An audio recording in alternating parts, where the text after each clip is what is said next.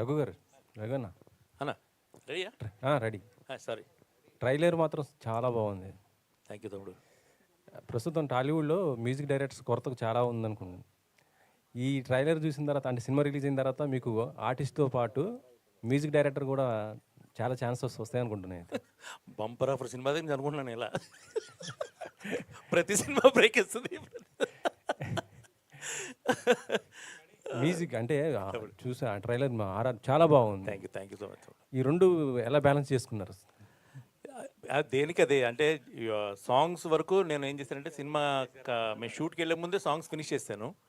Okay, time ఉంది, cinema అయిపోయిన తర్వాత లీజర్గానే మనకు టైం ఇచ్చాడు బాగానే. నాకు ఆల్మోస్ట్ ఒక 40 days పైగా బీజిఎం చేసాం దీనికి.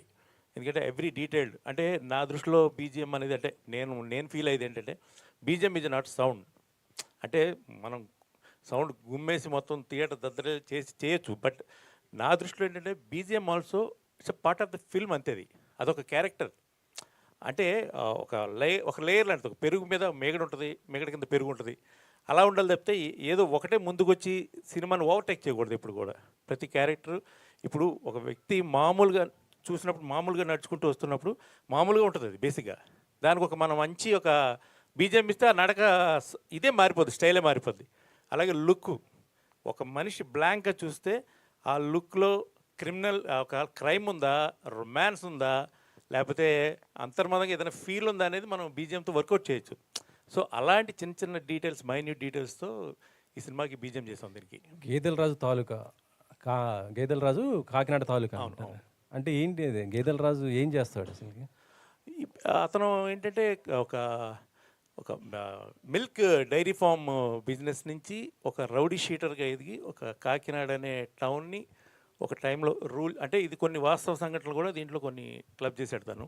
సో ఒక 15 years బ్యాక్ జరిగిన ఆయిల్ మాఫియా సంబంధించినటువంటి కొన్ని ఇన్సిడెంట్స్ ఇవన్నీ కూడా ఈ సినిమాలో ఉంటాయి. ఇవన్నీ కూడా అలా ఒక టౌన్లో అంటే కాకినాడ అనే ఒక డిస్ట్రిక్ట్ హెడ్ క్వార్టర్లో జనరల్గా మనం ప్రతి చోట ఒక రౌడీ షీటర్ అనేవాడు ఒకడు లీడ్ చేస్తుంటాడు చాలా వాళ్ళు చూసుకుంటే మనకి కూడా.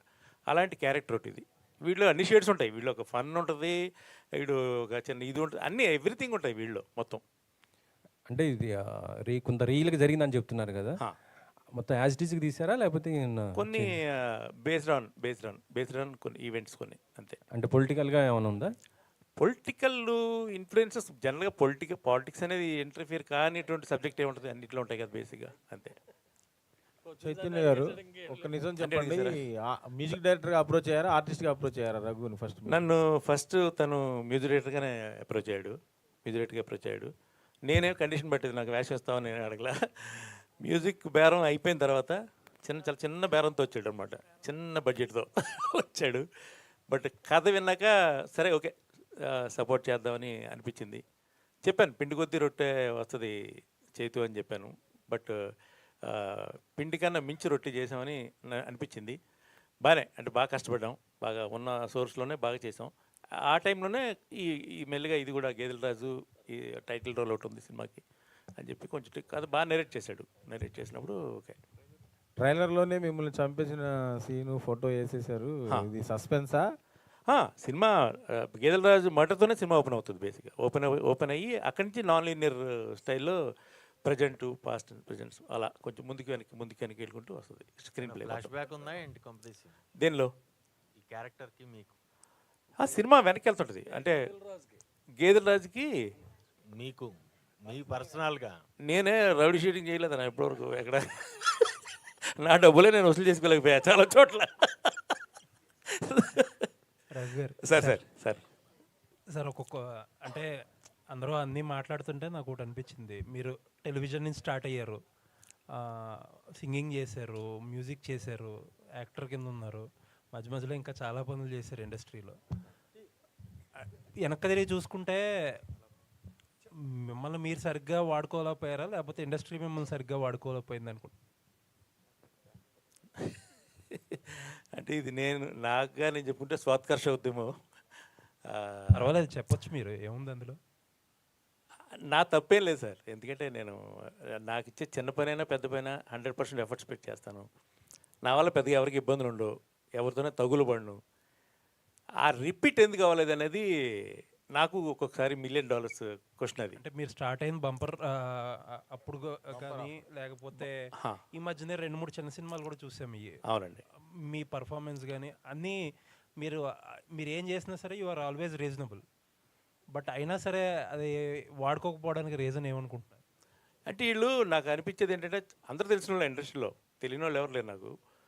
అంటే ఎప్పటి నుంచో చూస్తున్న మొహం కదా నాది, వాళ్ళకి అది కొత్తగా అనిపించి ఉండకపోవచ్చు వాళ్ళకి. అదొకటే నాకు అనిపిస్తుంది. ఇప్పుడు వస్తున్న కొత్త డైరెక్టర్స్ కొంచెం నన్ను గుర్తిస్తున్నారు. కొన్నాళ్ళు చాలా హైడ్ మంది. అవుతారా? ఏమండి కొన్నాళ్ళు హైడ్ అవ్వకపోయారు? మనోళ్ళు? కొన్నాళ్ళు హైడ్. నేనా అనుకున్నా మధ్యలో ఏదో బెంగళూరు లేకపోతే తమిళనాడు వెళ్ళిపోయి కూర్చొని అక్కడ 4 సినిమాలు ఏదో కష్టపడి సంపాదించుకొని మళ్ళీ రావచ్చని అనిపించింది. కానీ ఈ కొన్నిటికి లాజిక్స్ ఉండవు అంతే. అంటే నాలా చాలామంది ఉన్నారు ఇంకా బాధపడేవాళ్ళు పాపం ఇక్కడ. ఎనీవేస్ ఆల్ ది బెస్ట్ అండి. Thank you so much sir. Thank you అండి. రగరా ఇక్కడ ఆ, కనిపిస్తూ ఉంటావు, 4 రోజులు ఇక్కడ ఉంటావు, కనపడితే గిటార్ పట్టుకుని యూఎస్లో ఫేస్బుక్లో ఫోటో పెడతావు. ఎలా సాధ్యపడుతుంది? ఈ సినిమా చేస్తూ ఉంటావు, ఇంకో సినిమాలో ఇంకో రకంగా కనిపిస్తావు, వేరియేషన్స్. యాంకర్గా స్టార్ట్ అయింది, మ్యూజిక్ డైరెక్టరు, తర్వాత చాలా ఉంది నీలో పార్శ్వాలు. అంటే ఒక సినిమా ఇండస్ట్రీనే నమ్ముకుంటే మనం అదేదో అంటారు సామెత, గోదావరి ఇదినట్టు ఉంటుంది. అందుకని 4 పనులు చేయాలి కదా మనం. సో అంటే ముద్దు వచ్చినప్పుడే ఏదో చంకెక్కాలంటారు. పిలుస్తున్నారు విదేశాల్లో చాలా చాలా చోట్ల నా షోస్ బాగా వెళ్తుంటాయి. చాలామంది అందరూ నా ఏజ్ బ్యాచ్ వాళ్ళు కానీ లేకపోతే అంతా అక్కడ ఈ అసోసియేషన్స్లో బాగా స్ట్రాంగ్గా ఉన్నారు అక్కడ. సో వాళ్ళు పిలిచిందే మళ్ళీ మళ్ళీ పిలుస్తుంటారు. సో అలా అందుకే అన్నిసార్లు వెళ్ళాల్సి ఉంటుంది అంతే. అంతే. ఓకే, ఏంటి మీ కాన్ఫిడెన్స్ ఏంటి చైతన్య మీద? ఈ క్యారెక్టర్ గురించి చెప్పారు, ఒకసారి డైరెక్టర్ వచ్చి మీతో చెప్పినప్పుడు కథ భలే చెప్పాడు అని మీరు ఒకసారి నాతో చెప్పడం జరిగింది. ఏంటి అంత కాన్ఫిడెన్స్ చైతన్య మీద? సినిమా